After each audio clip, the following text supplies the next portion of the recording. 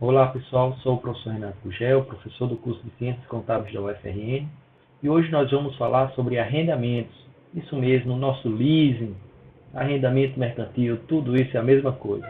Estamos todos falando sobre o CPC 06, que é o documento que disciplina a forma de contabilização e o tratamento contábil que a gente deve dar aos arrendamentos. CPC 06, então, a sua última revisão 2, a segunda revisão, né?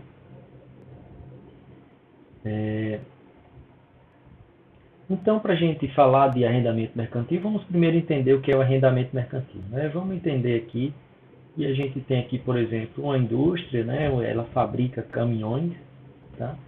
E ela vende seus caminhões diretamente aos clientes, né? Tem as concessionárias que revendem caminhões para elas, mas também temos aquelas vendas diretas, tá? Então, que isso também as concessionárias fazem, né? A venda direta. Então, essa venda ela pode ser à vista ou pode ser a prazo, certo? E algumas empresas elas fazem a aquisição desses caminhões, né? Através de um contrato de arrendamento ou leasing, né? A mesma coisa.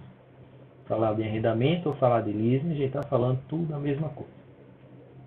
Tá? Então a gente já está vendo aqui que essa empresa aqui, ela precisa só de um caminhão, tá? E ela vai adquirir esse caminhão através de um contrato de leasing, é um financiamento, ok?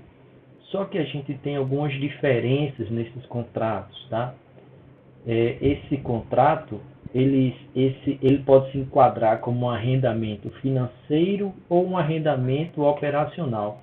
Pessoal, essa classificação vai ser muito importante, principalmente para a arrendadora, tá? Então, essa pessoa que está comprando ou adquirindo o bem, a gente chama de arrendatário, tá?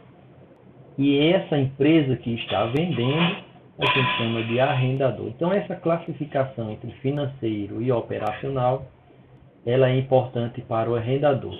Para o arrendatário, eu não vou precisar ficar me preocupando com essa classificação entre arrendamento financeiro e operacional. Não.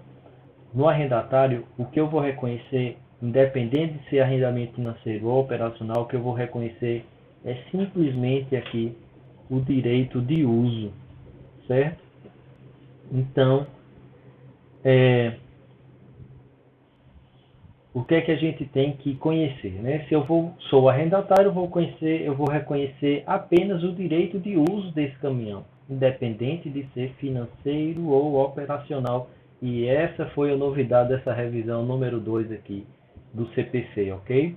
Antes eu tinha que fazer a mesma classificação para o arrendador e para o arrendatário. Agora o arrendatário não, ele tem só o direito de uso, independente de ser um arrendamento financeiro ou operacional. E afinal, professor, o que é esse danado de arrendamento financeiro e operacional?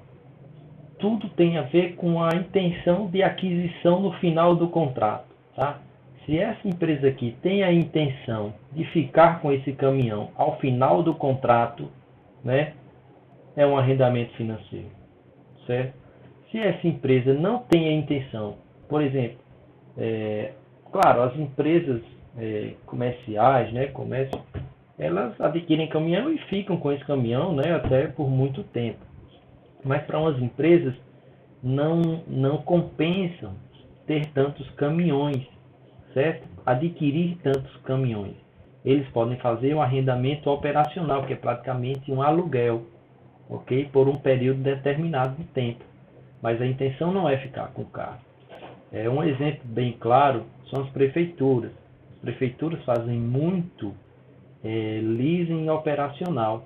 A intenção é que a prefeitura não fique com o carro, fique apenas pagando aquele aluguel, e o risco, tá, fica por conta do arrendador. Então o arrendador, ele fica em alguns contratos, claro, né? O arrendador, ele adquire o carro novo e faz o contrato de leasing para como se fosse alugar. É o que a gente chama de arrendamento operacional a uma prefeitura. A prefeitura não tem intenção de ficar com aquele carro no final do contrato de leasing. Ele quer que a empresa se responsabilize pela revisão, pela manutenção, tá? E isso é uma forma, assim, eu não sei analisar até que ponto isso é mais eficiente para a gestão, mas muitas prefeituras fazem isso. Em vez de fazer um leasing financeiro, ou seja, adquirir aquele carro financiado, eles fazem um leasing operacional, em que todos os custos de manutenção ficam por conta da empresa. Então, de certa forma, você está alugando um carro que está sendo bem cuidado, vai ter todas as manutenções e todas as revisões feitas pelo arrendador, ok? Então, assim, o risco está por conta do arrendador, tá? O benefício quem está tendo é o arrendatário, nesse caso do operacional. No financeiro não, ele transfere todo o risco e benefício para o arrendatário, certo? Ele praticamente vende, isso a gente vai entender lá na frente. A gente vai entender lá na frente o aspecto contábil disso, certo? Então, o que eu falei, se pretende ficar com o carro final do contrato, é um arrendamento financeiro. Se não, é um arrendamento operacional, como eu falei, isso aqui só é importante para o arrendador. Então vamos aqui para um resumo da apresentação, a gente vai passar pelo objetivo do CPC, o alcance, a isenção, identificação e algumas visões aqui do arrendatário e do arrendador. Então o objetivo desse CPC é garantir que arrendatários e arrendadores forneçam informações relevantes, de modo que representem fielmente essas transações. Sim, pessoal, a gente tinha problema na evidenciação dessas informações sobre arrendamentos mercantis e financeiros. Eu vou mostrar lá na frente a vocês o que é que acontecia. Essas informações fornecem a base para que os usuários de demonstrações contábeis avaliem o efeito que os arrendamentos têm sobre a posição financeira, o desempenho financeiro e o fluxo de caixa da entidade. Sim, são importantes, sim, tem que estar evidenciados no balanço todas essas dívidas que as empresas têm em forma de leasing, ok? Então, só para a gente entender o que aconteceu aqui com esse IFRS 16, que é a modificação, a última atualização que a gente fez do arrendamento, tá? A gente tinha o seguinte, no IAS a gente tinha qual é o efeito então no balanço patrimonial com esse novo pronunciamento, ok? Muita coisa aqui no financeiro, elas ficavam evidenciadas, tá? Aquisição de grandes imóveis, aquisição de aviões, a dívida ficava no passivo, não tinha nota explicativa, tá? Já a parte do leasing operacional, pessoal, a gente não tinha nada de informações das empresas, então não aparecia nada de leasing operacional nos ativos e nos passivos das empresas que adquiriam bens através de leasing operacional, tá? Ficava praticamente pagando aquela despesinha de aluguel, tá? E aí vinha aqui, ó, a nota explicativa tinha que falar tudo isso. Mas só que quando a gente vai fazer estimativas, a gente não vai pegar tantas notas explicativas e atualizar os valores do balanço. Não. A gente quer que o balanço reflita tudo, né? Todos esses aspectos econômicos e financeiros relevantes para a tomada de decisão. Então, por isso que esse CPC deixava muito a desejar na sua relevância, tá? Em relação a esse leasing operacional. O que é que aconteceu então com essa revisão? Todos os leasings, pessoal, agora vai ser evidenciado no ativo e no passivo. O bem vai ficar refletido aqui no ativo e a dívida relacionada vai ficar aqui no passivo, ok? Então, quais são os efeitos na DRE? Na DRE a gente tinha aqui, ó, no leasing financeiro eu não tinha uma receita, tá? No leasing financeiro eu não tinha uma receita, no leasing financeiro eu reconhecia a depreciação e no lucro operacional eu reconheceria aqui as despesas com juros, ok? Então no leasing financeiro o que é que acontecia? Eu adquiro o bem, ok? Então isso vai no meu ativo, vai também para o passivo, o reconhecimento da dívida, o valor do bem que eu adquiri. Esse valor do bem vai ser depreciado e a despesa financeira, né, desse passivo aqui relacionado a esse bem vai sendo reconhecido, ok? Então eu estou aqui na visão da arrendatária, da empresa que adquiriu o arrendamento.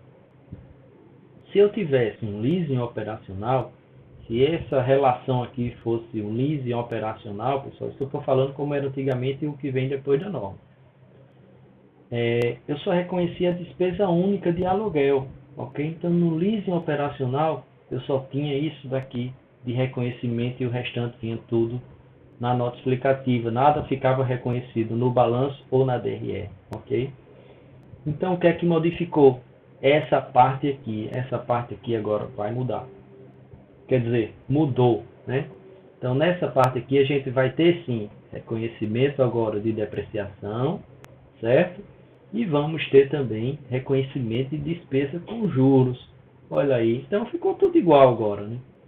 Tanto faz leasing operacional, tanto faz leasing financeiro. É isso mesmo, ficou tudo igual. Ok?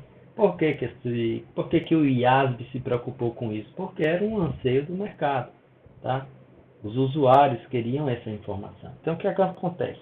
O IASB, ao analisar aqui uns 30 mil empresas, eles divulgaram qual era o impacto concentrado nessas empresas. Essas aí são as grandes empresas do mundo. Tá? Então, de 30 mil empresas que ela analisou, esse IASB iria ter impacto em 1.022, certo? Só que dessas 1.022, o impacto em valor era muito alto. Olha só, 520 não teriam tanto impacto, tá?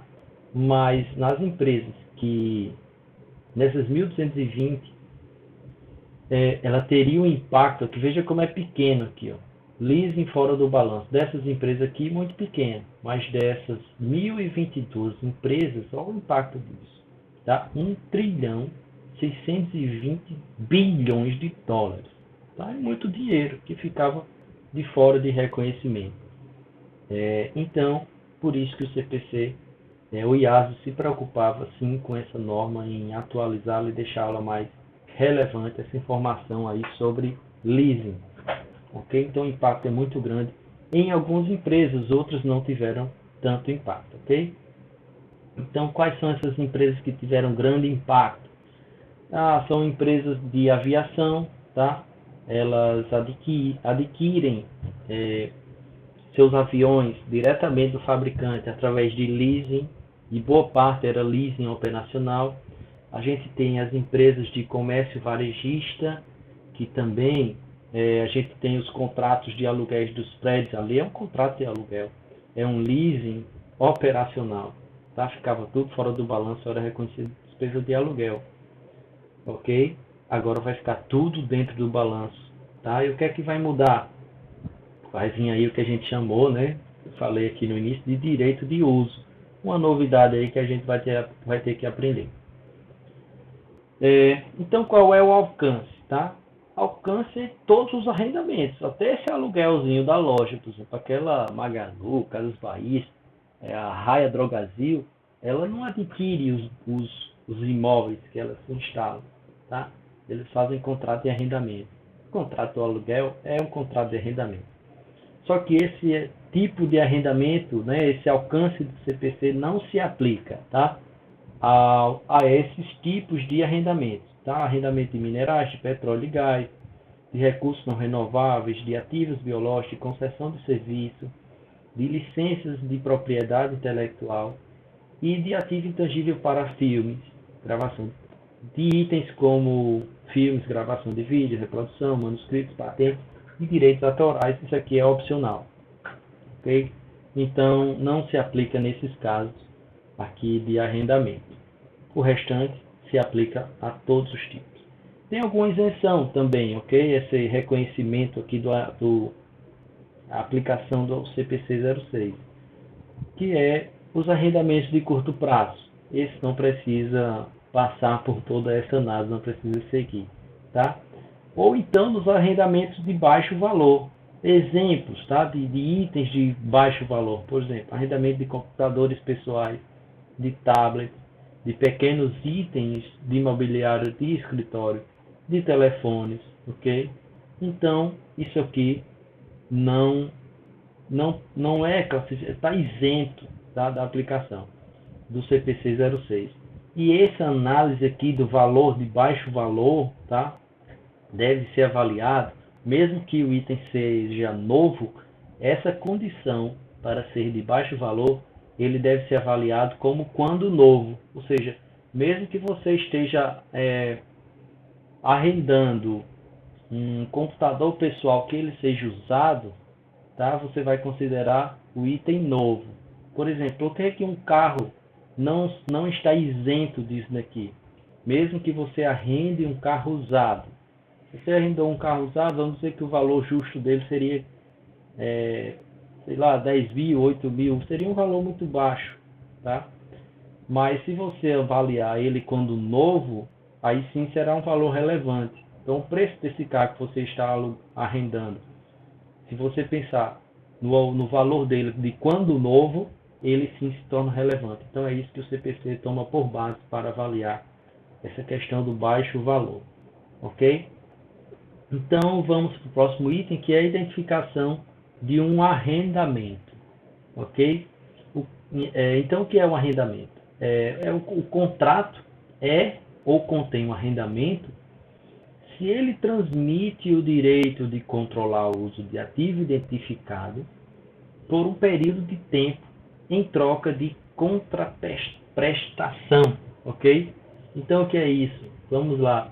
Se eu tenho um ativo identificado, que nesse contrato eu estou transferindo o direito de controlar o uso, ou seja, aquele carro não vai ser usado por mim, vai ser usado por outra pessoa. Então, nesse contrato, se eu estou identificando um bem X, estou dizendo que ele vai controlar o uso, então, e que eu vou receber em troca uma contraprestação, quer dizer que eu vou receber um dinheirinho, né? Então, isso se enquadra, se identifica, né? É assim que a gente identifica um arrendamento. A mesma coisa da loja lá de aluguel. É um contrato de arrendamento, ok? Porque eu estou transmitindo para outra pessoa o direito de controlar o uso daquele imóvel, né? Das lojas lá de Magazine Luiza, por exemplo, por um período de tempo, e eu vou, claro, exigir uma troca, certo? Então, quando a gente está falando de controle, que ele fala aqui de controle do uso de ativo identificado, quando a gente fala de controle é que eu posso controlar todos os benefícios econômicos advindos da utilização desse ativo, bem como também posso direcionar o uso dos ativos identificados. Eu posso fazer alguma reforma, eu posso mover aquele bem de lá para cá, se for uma máquina, certo? Então, assim, ele tem o direito, ele pode direcionar o uso de forma que possa gerar benefício econômico futuro para essa outra empresa. Ok? Dentro do contrato, certo? Eu devo separar os componentes do contrato. Se estou alugando um imóvel, eu posso separar. Na verdade, eu devo separar o imóvel, o edifício do terreno. Tá? Então, devo alocar contraprestação no contrato a cada componente de arrendamento com base no preço individual relativo. Então, se eu faço um arrendamento do imóvel, eu devo reconhecer separadamente, tá? E devo alocar a contraprestação do contrato referente ao edifício e referente ao terreno, por exemplo. Então, deve ser determinado com base no preço que o arrendador ou fornecedor similar cobraria da entidade por esse componente ou componente similar separadamente, ok? Então, assim, quando a gente está celebrando um contrato, geralmente eles já são avaliados ao valor justo. O valor que você está adquirindo é um valor justo, a não ser que você esteja fazendo ali uma aquisição forçada, se for um prédio da família, coisa do tipo. Tá? Mas geralmente os contratos são estabelecidos sobre o seu valor justo, então isso aqui não fica tão difícil de definir. O prazo, né, a entidade deve determinar o prazo do arrendamento como o prazo não cancelável do arrendamento. Certo? Então, qual é o prazo do arrendamento? O prazo que eu não posso cancelar, né, incluindo os períodos cobertos por opção de prorrogar o arrendamento, né, se o arrendatário estiver razoavelmente certo de exercer essa opção. Então, se houver essa probabilidade quase certa, né, de que vai exercer a opção de prorrogar, então esse prazo vai ter que ser estendido. Ou então, né, deve incluir também períodos cobertos por opção de rescindir o arrendamento, se o arrendatário estiver razoavelmente certo de não exercer essa opção, ok? Então, até isso você tem que considerar esses períodos aí para rescindir o contrato ou para prorrogar o contrato, ok? Como é que a gente mensura? Então, na data do início, o arrendatário deve mensurar o ativo de direito de uso ao custo. Ok, então vamos entender o que é esse custo. Quando eu estou falando de mensuração, eu estou falando de reconhecimento no ativo patrimonial, tá? No nosso balanço patrimonial, especificamente na conta do ativo. Então, eu vou reconhecer esse ativo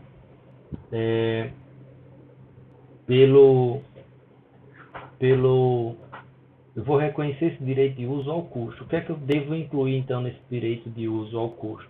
Eu vou reconhecer o valor da mensuração inicial do passivo de arrendamento, ou seja, eu vou reconhecer o passivo, ou seja, toda a minha dívida. É o que, na verdade, esse passivo? É o valor presente dos pagamentos não realizados nesta data.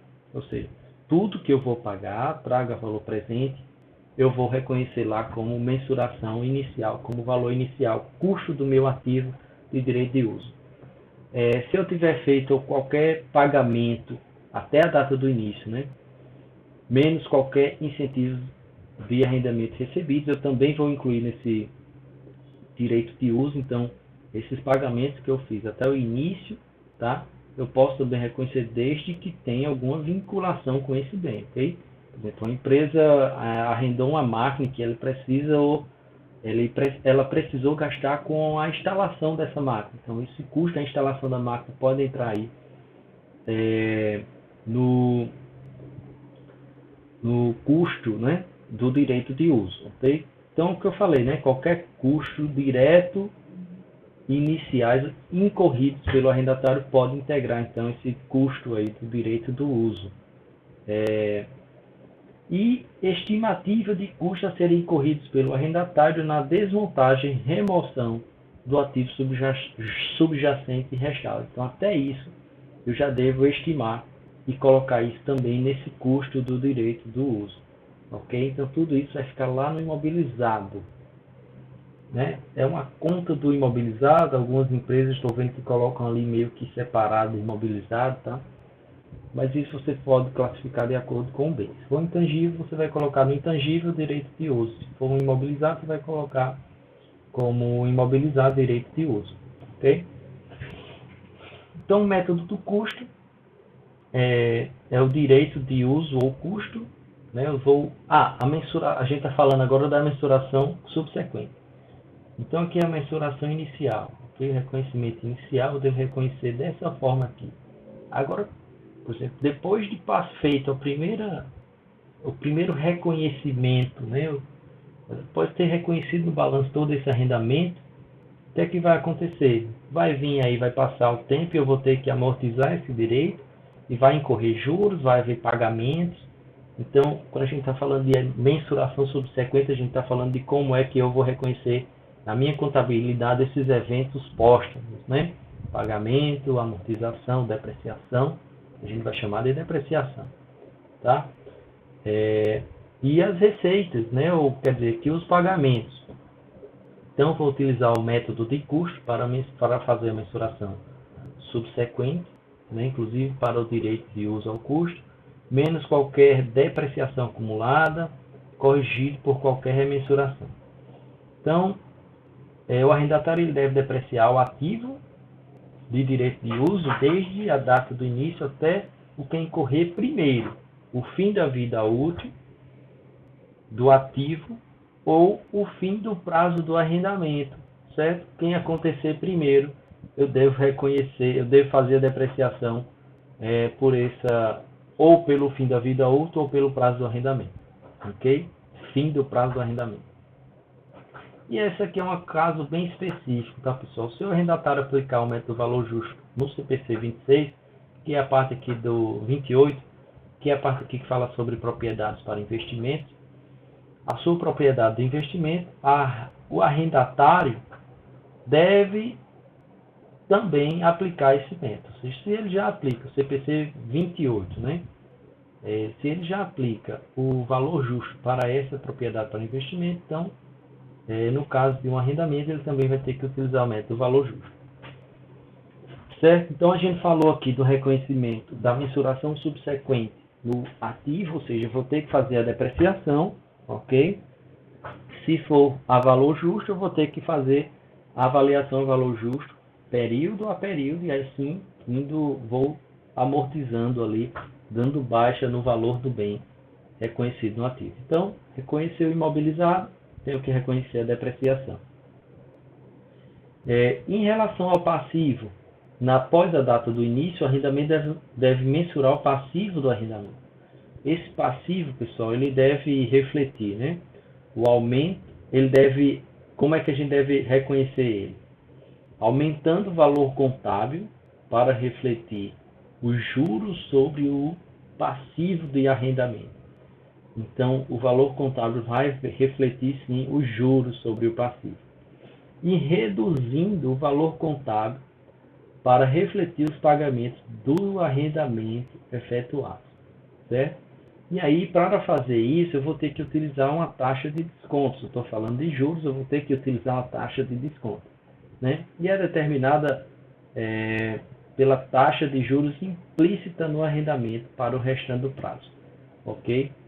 Então, o que é que acontece aqui na visão do arrendatário? Se lembra que a gente ainda está aqui na visão do arrendatário, aquela pessoa que está adquirindo o bem, tá? Então, não se fala em operacional financeiro, só fala em direito de uso. Resumindo, o que é que eu tenho que fazer aqui como arrendatário? O arrendatário vai ter que reconhecer no balanço patrimonial. No ativo, vai ter que reconhecer o direito de uso. Vai ter que reconhecer no passivo a dívida, ok? A dívida do arrendamento. E aqui serão apresentados de forma separada dos demais ativos e passivos, se não forem no balanço, deverão ser em notas explicativas, indicando em quais rubricas do balanço estão esses ativos e passivos. Então, se ele não colocar já explícito no balanço patrimonial o item direito de uso e o item do passivo, dívida do arrendamento, ele vai ter que explicar isso na nota explicativa. Qual é o efeito disso, então, na nossa DRE? Na nossa DRE, eu vou ter que reconhecer a depreciação desse ativo, tá? De acordo com o período, né? Com o prazo que a gente já falou. E em relação à dívida, eu vou ter que reconhecer os juros, tá? Dos passivos de arrendamento, como componentes das despesas financeiras, ok? E no fluxo de caixa, qual vai ser o impacto? Então, fluxo de caixa a gente tem o seguinte: os pagamentos do principal devem ser classificados no fluxo de atividades de financiamento, certo? Já os pagamentos dos juros deverão ser apresentados juntamente com os outros pagamentos de juros no fluxo de atividades de financiamento, ok? Então também vai ficar lá no fluxo de atividade de financiamentos. E os pagamentos de arrendamento de curto prazo, pagamentos de ativos de baixo valor e pagamentos variáveis de arrendamento, não incluídos na mensuração do passivo, deverão ser classificados no fluxo de atividades operacionais. Então não aplicou o CPC, é um arrendamento de curto prazo, então ele está isento, basta apenas, assim se classifica muito mais com as operações da empresa do que mesmo de financiamento, ok? Aqui eu vou mostrar para vocês a DFP, né, da Magalu, para vocês verem que muita coisa aqui já reflete no balanço da Magazine Luiza. Deixa eu ver se eu já tenho aqui aberto. Ó, então vamos aqui na DFP da Magalu. E aí, pessoal, já vou direto aqui em alguns pontos. Veja que a gente pode aprender muito com as notas explicativas aqui das empresas. Vou voltar aqui a arrendamento. Então, olha aí. Ele já vai falar aqui, ó, da adoção inicial, que adotou esse ano, em 2019, o CPC 06. E aí ele vai falar aqui, ó, de auditoria também tratou alguns assuntos importantes, ok?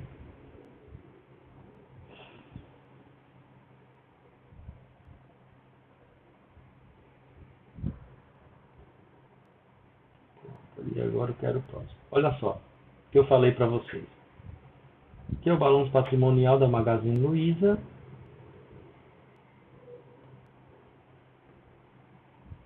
E a gente tem aqui, ó,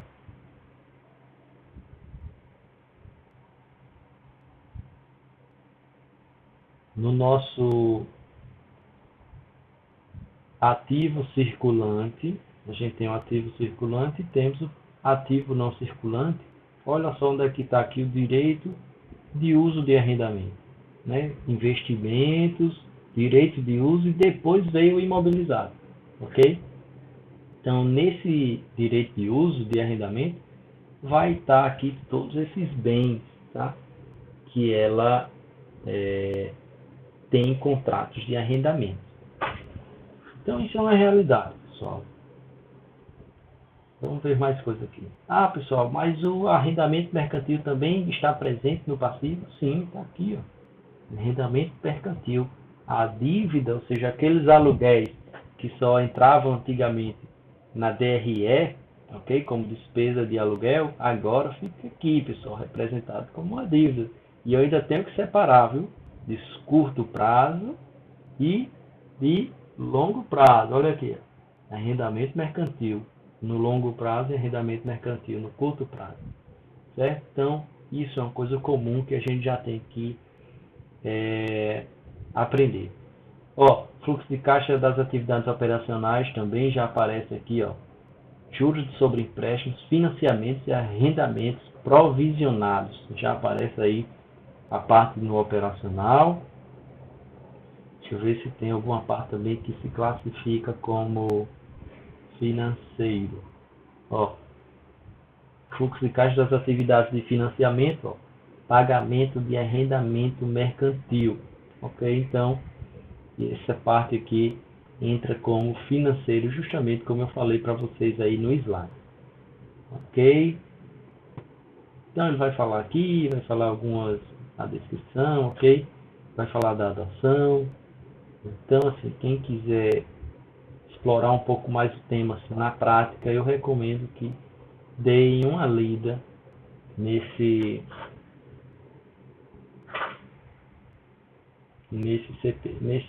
nota explicativa. Vamos então voltar para cá. E aí, como é que ficam os impostos, pessoal?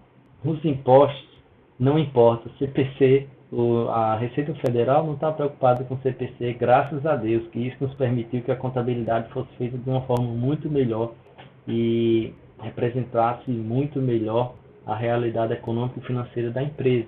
Tá? Porque é o seguinte, porque para o regulamento do imposto de renda, eles estão preocupados com a arrecadação. E para eles o que importa é pagar ou não pagar o arrendamento e receber ou não receber o arrendamento. Ok? Então, o que é que acontece?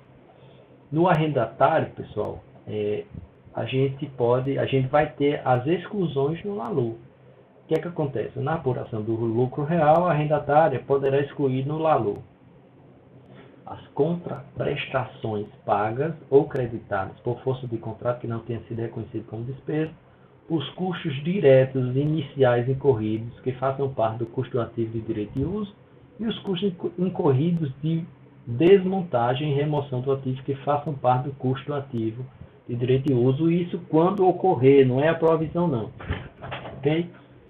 Então eu posso excluir sim do meu lucro, isso aí é veja só, a contabilidade vai tratar de uma forma separada, diferente, né? Mas para o LALU eu vou poder sim conhecer diretamente o valor que eu pago e todos os custos relacionados a esse bem. Também tenho que adicionar no LALU. O que é que eu vou adicionar? Justamente esses efeitos da contabilidade. Ok? Então, na apuração do lucro real, a arrendatária deverá adicionar no LALU a despesa com depreciação de bens objeto de arrendamento mercantil, ou seja, a Receita não vai reconhecer essa despesa aqui é uma despesa que a gente chama não dedutível, por isso que eu estou adicionando o LALU. a Receita Federal não quer que você calcule a depreciação, porque você já pode reconhecer aqui, diminuir do lucro pelo valor que você está pagando e não pela depreciação.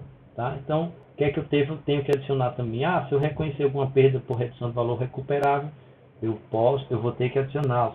O regulamento de imposto de renda não vai aceitar isso como uma despesa dedutível, por isso que eu estou adicionando. Outras realizações do ativo, tais como alienação baixa, mesmo após eventual reclassificação, perdas na avaliação com base no valor justo e as despesas financeiras reconhecidas. Então, aquela despesa financeira que eu falei para vocês aqui, em relação ao passivo, tá? Ele não vai aceitar como despesa dedutível. Claro, isso aqui em relação ao arrendamento, tá? As despesas financeiras normais é dedutível, mas essa do arrendamento a Receita Federal não vai aceitar. Então vamos para um exemplo que eu vou falar aqui de uma forma mais rápida na aula, mas na próxima aula, na aula prática, a gente pode detalhar um pouquinho mais. Então, um exemplo bem simples, tá? A empresa RM arrendou um imóvel em 5 anos com parcelas anuais de R$1.000, ou R$100.000, anuais, né? A taxa de juros implícita é de 10% ao ano. Não há valor residual para aquisição no final do contrato. Então aqui está um exemplo, tá? Um exemplo aqui primeiro no arrendatário. A gente tem aqui, vou mostrar para vocês aqui, o prazo, tá? São 5 anos, que ele vai pagar uma parcela de 100 mil por ano. E os juros é 10% ao ano. Primeiro ponto aqui que eu tenho que fazer, pessoal, é trazer a valor presente, ok? Essas prestações. Então, como é que eu vou fazer aqui, trazer para valor presente?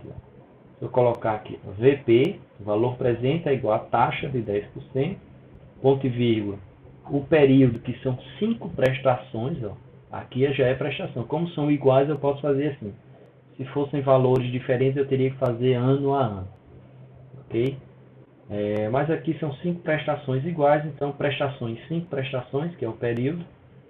O pagamento eu coloco negativo, que representa a saída de fluxo de caixa, ou seja, menos 100 mil, ok?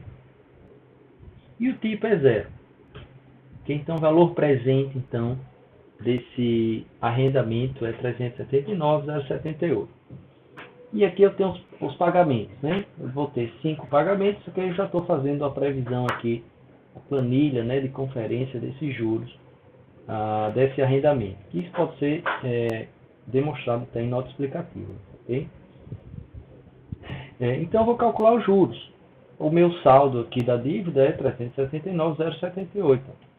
Juros de 10%.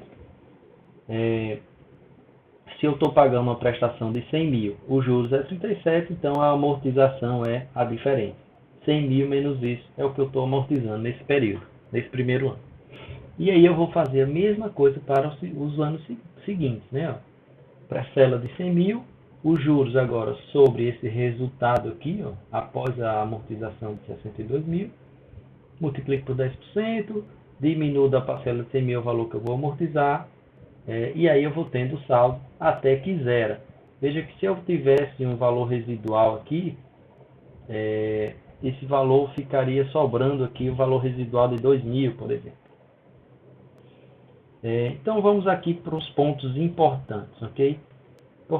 Bom, pessoal, por que eu estou separando aqui uma parte de curto prazo da parte de longo prazo? Porque, como vocês viram lá na DRE, lá no balanço patrimonial da Magazine Luiza, a gente tem que separar os juros a incorrer, né, a apropriar no curto prazo e no curto prazo e no longo prazo. Tá? Então, como é que eu vou fazer isso? A primeira prestação é 100 mil, eu trago a valor presente, certo? 100 mil a valor presente. Como é que eu vou calcular isso? 100 mil é a minha taxa, primeiro espaço aqui é VP, parênteses, a taxa 10%, período somente 1. Estou trazendo 100 mil valor presente. Tá? Pagamento não é pagamento, porque não é prestações, é um valor só no futuro. Então, eu estou trazendo 100 mil a valor presente, menos B15, que é justamente os 100 mil, e o tipo zero. Então, eu tenho esse valor aqui como valor presente. Então, se o valor presente é 90.909,09 centavos, quer dizer que de juros é 9.090,91 centavos. Ou seja, a diferença.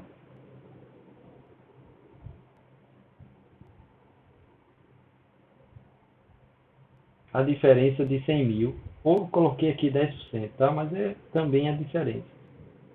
Ok? 9.990,91.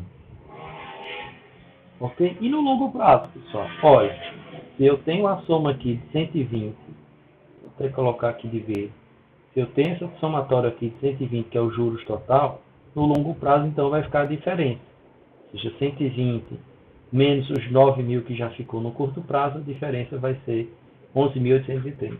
Essa aqui vai ficar no longo prazo. Então, são cálculos que a gente tem que fazer antes de ir para o lançamento. Ok? Então, vamos então iniciar aqui a apresentação dos lançamentos. Fiquem calmos, tá? É preciso, como eu disse, o assunto não é tão fácil assim, é preciso tempo para maturar e de leitura, tá? Então vamos para o lançamento. Esse é o lançamento no momento inicial, aquele de reconhecimento.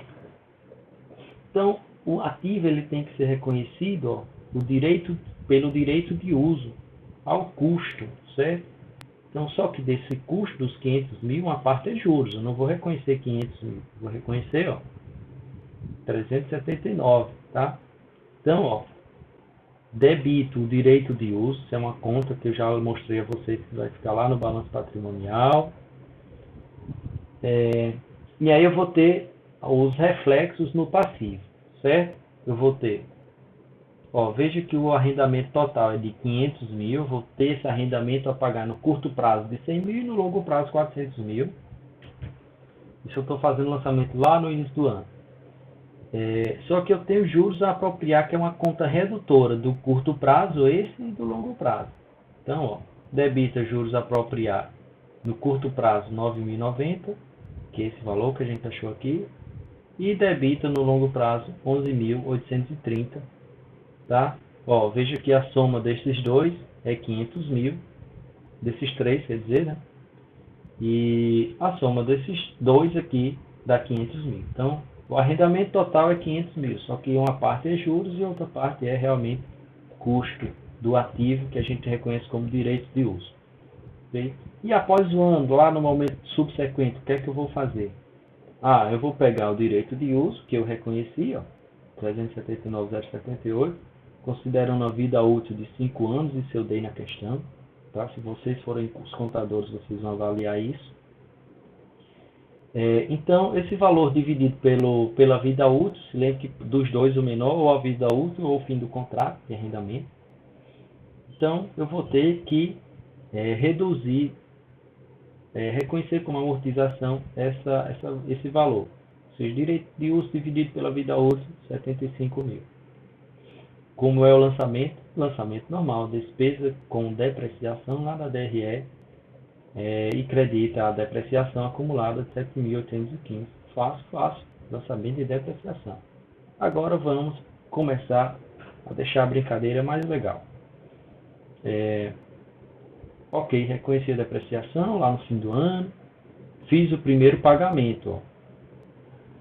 Debitei arrendamento a pagar no curto prazo, ó, tinha ficado a pagar 100 mil, então, ó, nesse momento agora, após um ano, eu estou pagando, certo? Foi o lançamento do pagamento. Agora, o que é que acontece com juros?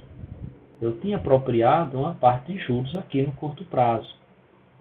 Só que os juros desse primeiro ano é 37.909. Ok? Então, vamos fazer o reconhecimento desses juros agora, a apropriação. Então, ó, vou reconhecer a despesa com juros 37.907,87, debita. Credita, pessoal, a parte que é de curto prazo, 90.090,91, e a parte que é de longo prazo. Como é que eu cheguei nessa parte de longo prazo, pessoal? Só a diferença, certo? O juros total do período é 37.907. Só que essa parte estava no curto prazo, o restante no longo prazo, então eu só fiz diminuir. Total da despesa menos os juros do curto prazo. Ok? O ajuste de longo prazo para curto prazo da dívida. Veja que quando a gente fez o pagamento, essa continha aqui do curto prazo ficou zerada. Certo? Então o que a gente está fazendo é transferir do longo prazo para o curto prazo. Então debita arrendamento de longo prazo, credita arrendamento a pagar de curto prazo. Tá? E também tenho que fazer a apropriação dos juros de curto prazo, os juros apropriados de curto prazo. Como eu apropriei a despesa nesse período, após um ano, isso aqui ficou zerado, né? E aí, como sempre, pessoal, o valor presente de um ano vai ser sempre ele mesmo, isso aqui vai se repetir, esse valor de 909. Certo? Então, ajuste de longo prazo para curto prazo dos juros, apropriar 9.909,91.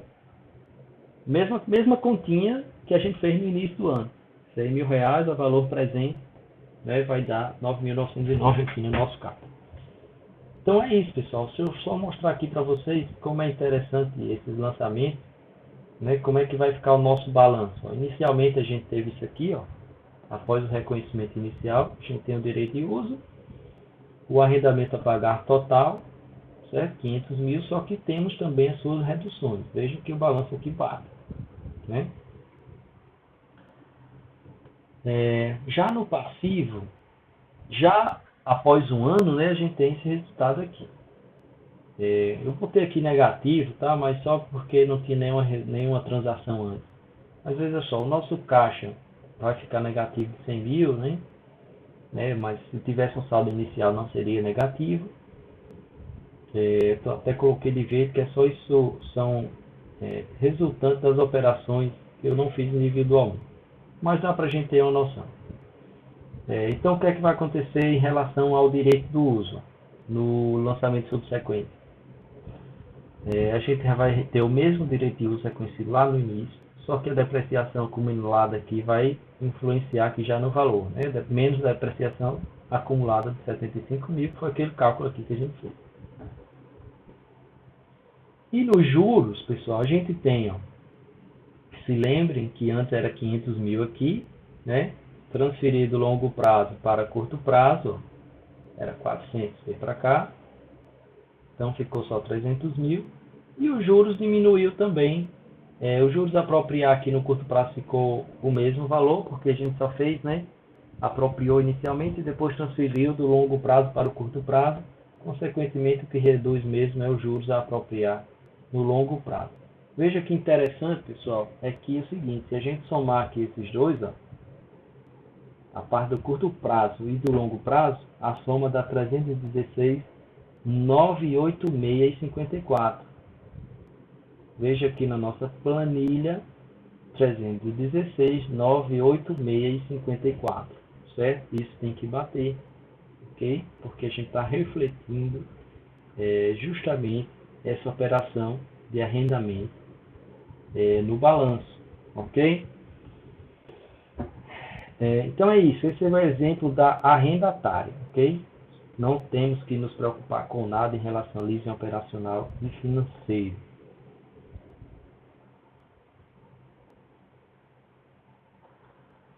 No arrendador, pessoal, tem pouca coisa a falar. Basicamente, o que a gente tem para falar para vocês é a questão da classificação entre financeiro e operacional, ok?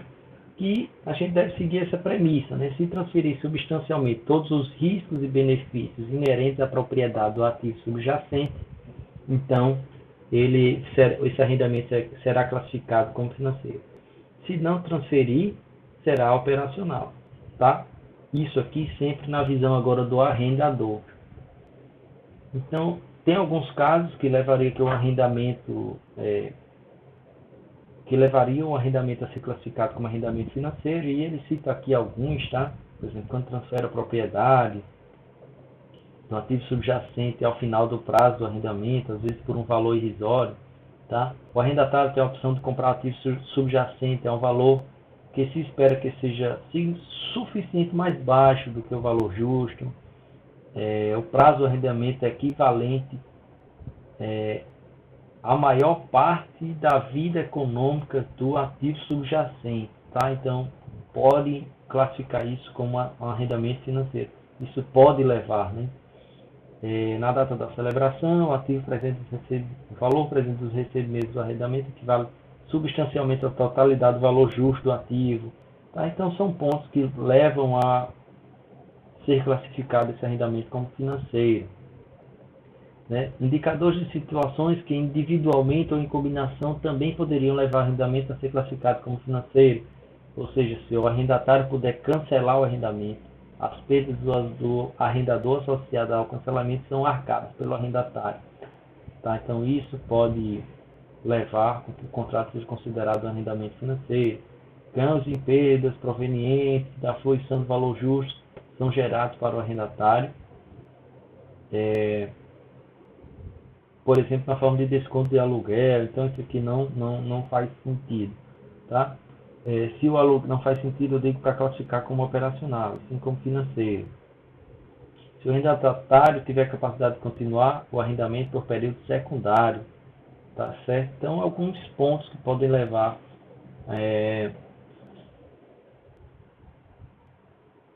um contrato a ser classificado como arrendamento financeiro. Então, a grande diferença, pessoal, aqui é o seguinte: no arrendamento financeiro, eu queria que vocês entendessem como um financiamento.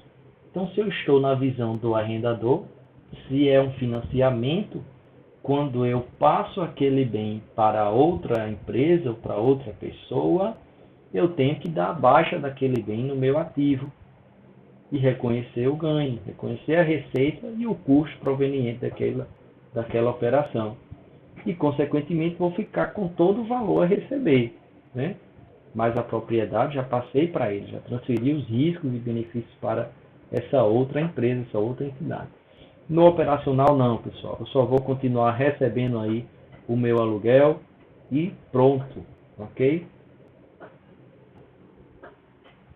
O bem vai continuar, nesse caso aqui do operacional, o bem vai continuar classificado como imobilizado, tá? Vou ter que continuar reconhecendo aí as depreciações e todas as despesas relacionadas com aquele bem vai ser classificado aqui na minha empresa, porque ele é um leasing operacional ou um arrendamento operacional. Então vamos lá. Na visão do arrendador, pessoal, o que é que a gente tem que fazer aqui de fatos contábeis? Eu tenho que reconhecer, quando eu faço a alienação do ativo por meio de arrendamento mercantil financeiro, o que é que eu tenho aqui a reconhecer?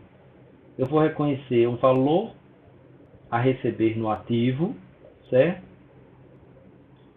Débito, só que eu vou ter, pessoal, que ajustar ao valor presente das vendas, porque o arrendamento, vocês sabem que é uma coisa a longo prazo, tá? Então, esse valor que eu estou reconhecendo como receita hoje, eu devo fazer o ajuste a valor presente, ok? É o AVP.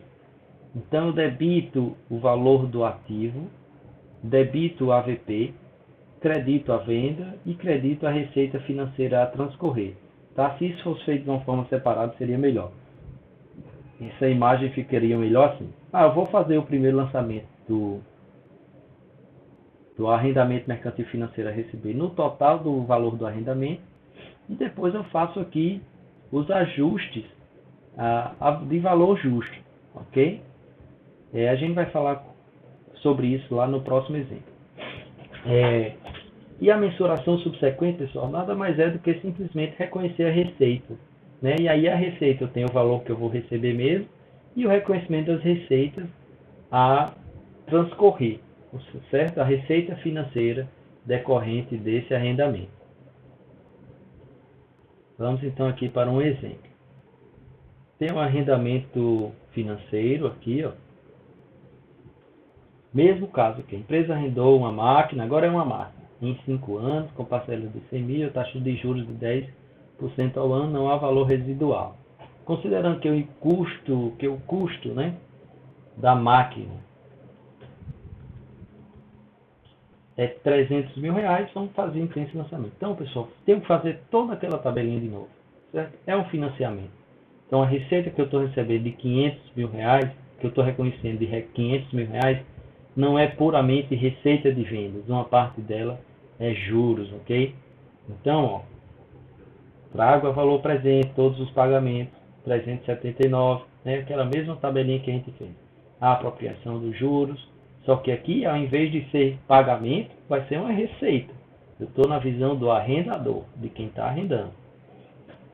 Então, mesma coisa, curto prazo, longo prazo, tá?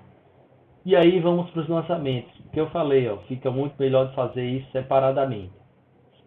Reconheço o meu arrendamento financeiro a receber, veja que agora é uma conta de ativo, hein? Então, a receber no curto prazo e no longo prazo, e a receita de arrendamento dos 500 mil, certo? Só que eu vou fazer o ajuste, certo? O ajuste que eu falo é o ajuste dos juros, do ajuste a valor presente. Então, se eu tenho um recebível de 500 mil, se eu tenho o valor justo ou o valor presente de 379, eu vou ter que reconhecer aqui, ó, como 120 mil. É o mesmo valor da soma aqui que a gente já tinha. Mesma soma que a gente já tinha aqui. Deixa eu melhorar aqui para vocês. Esse mesmo valor aqui de 120 mil, certo? Só que eu tenho que dividir isso de curto prazo e longo prazo, o que a gente já tinha feito aqui, ó. A somatória disso é 120 mil, né? A gente já tinha feito. Então, ó, eu vou debitar ajuste a valor presente de vendas, eu estou debitando. Pessoal, isso fica lá, ó, receita bruta 500 mil. Menos deduções da receita, eu vou ter ajuste a valor presente de vendas, vai ter isso aqui, ó, negativo, certo? Por que eu estou dizendo? Ó, 500 mil que eu estou reconhecendo como receita, 120 é juros a transcorrer, certo? Ele vai impactar na DRE, mas de acordo com o prazo de ocorrência, o prazo desse contrato, ok? Então, por isso que eu tenho que separar aqui de curto e de longo prazo. E por isso que eu tenho que tirar da DRE, fazer esse ajuste, tá? De curto e de longo prazo eu vou fazer o ajuste justamente porque eu tenho as contas do circulante e do não circulante no nosso passivo, que ambos transmitem informações diferentes, né? As dívidas de curto prazo e as dívidas de longo prazo. Como esse é um arrendamento financeiro, pessoal, esse bem deixa de ser da empresa que está vendendo. Então, faço a baixa. Baixa do custo da máquina. Eu disse lá no exemplo que era 300 mil. Então, aqui é máquina, ok? E no momento subsequente, o que é que eu vou fazer? No momento subsequente, eu vou ficar somente recebendo dinheiro. Opa. No momento subsequente, eu vou ficar apenas recebendo o valor do arrendamento, certo? Então, ó, reconheci o recebimento. Bancos a arrendamento financeiro a receber. Quer dizer, zerei essa continha aqui. Né? Recebi aquele valor no banco, zerou aquela conta do passivo. Só que o que é que vai acontecer agora? A mesma coisa, eu vou reconhecer agora uma receita financeira. Veja, pessoal, que aquele ajuste a valor presente que eu tirei lá de cima da DRE vai começar a figurar agora na nossa DRE como uma receita financeira lá embaixo, depois das despesas operacionais. Ok? Então, eu tenho aqui, ó, receita financeira a transcorrer, eu estou zerando essa despesa aqui de curto prazo, certo? Só que os juros é 37.907, a gente já sabe, a mesma coisa que a gente fez no anterior em relação a uma despesa de juros, aqui vai ser um lucro, ok? Uma receita de juros, quer dizer, certo? Então, 28.816 vai ser uma receita de juros. Então, receita financeira lá na DRE é 37 mil, e o que eu estou fazendo aqui é diminuindo dessas contas redutoras que a gente tinha reconhecido aqui no início. Estou zerando essa e diminuindo uma parte dessa daqui, 28, certo? E aí no final só fazendo os ajustes de longo prazo para curto prazo. Primeiro aqui, do arrendamento a receber, que foi zerado, aquele valor total, e o reconhecimento dos juros a transcorrer no curto prazo de 9.990, ou de 9.090. Certo? Vamos ver então aqui o nosso balanço final para vocês terem ideia do que foi que ocorreu então no nosso balanço. A gente tinha inicialmente só essa empresa que tinha uma máquina. Pronto. Ok? 300 mil era a máquina que ela tinha. Foi o que aconteceu. Ela vendeu essa máquina. O resultado, pessoal, é o impacto desse monte de coisa que aconteceu. Certo? Então, o que aconteceu? Ela vendeu essa máquina por 300 mil. O custo da máquina foi 300 mil, mas ela vendeu por 500. Deixa eu ver o que é que tem mais, o que é que impactou mais o resultado. 500, certo? Também tivemos aqui que fazer o ajuste de valor presente. Então isso impactou aqui que o nosso resultado ficasse em 79, 78. Mas o que é legal é isso aqui, ó. A máquina do imobilizado saiu, veja que é um arrendamento financeiro, eu transmito todos os benefícios e riscos para o adquirente.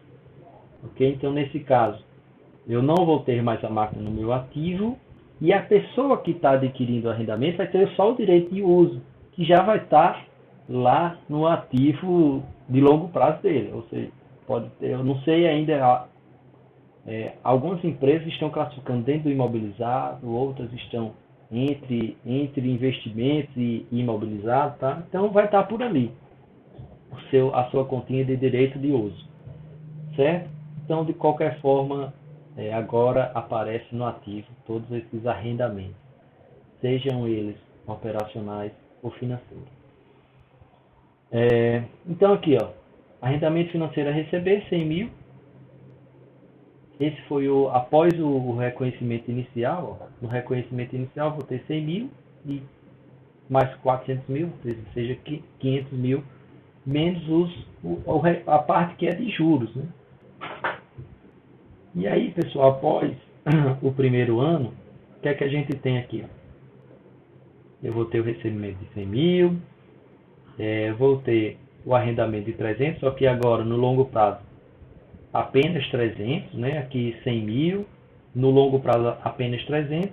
Também já foi reduzido todos aqueles juros que a gente deduziu aqui da conta de receita financeira a transcorrer no longo prazo. Certo? E o resultado são aquelas transações que impactam lá na DRE. Tá? Praticamente aqui os juros.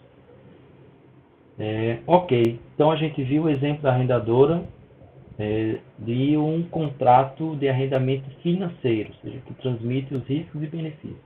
Agora, se for um arrendamento operacional, pessoal, aí não tem com o que se preocupar, certo? Graças a Deus, estou vendo vocês dizendo isso, tá? No arrendamento operacional, pessoal, simplesmente vou fazer isso aqui, ó. Quando for lá no recebimento, eu vou reconhecer a receita. Veja que eu estou considerando aqui que esse recebimento foi no final do ano, certo? Se ele tivesse recebido adiantado, parte desse recebimento seria um juros igual esse daqui, uma receita financeira a transcorrer, ok? Porque desses 100 mil ele recebeu adiantado, então ele teria que reconhecer uma receita financeira. Mas como ele recebeu os 100 mil só no fim do ano, tá? Então não vai reconhecer nenhum juros a transcorrer aí nos próximos períodos, não, ok? Então somente reconhece o recebimento de 100 mil e fica reconhecendo também lá no fim do ano a depreciação dessa máquina, simples assim. Né? Veja como o financiamento, o leasing operacional é bem simples.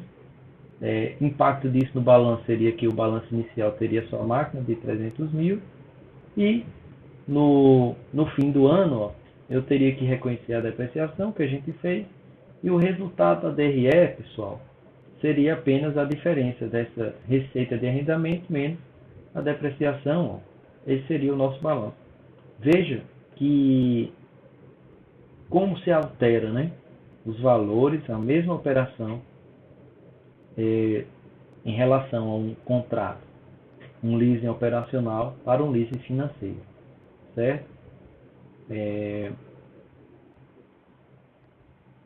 Olha só, o resultado nessa daqui é 79.078, nesse daqui 85 mil, certo? Então tem pontos aí que realmente são interessantes para serem discutidos nessa norma.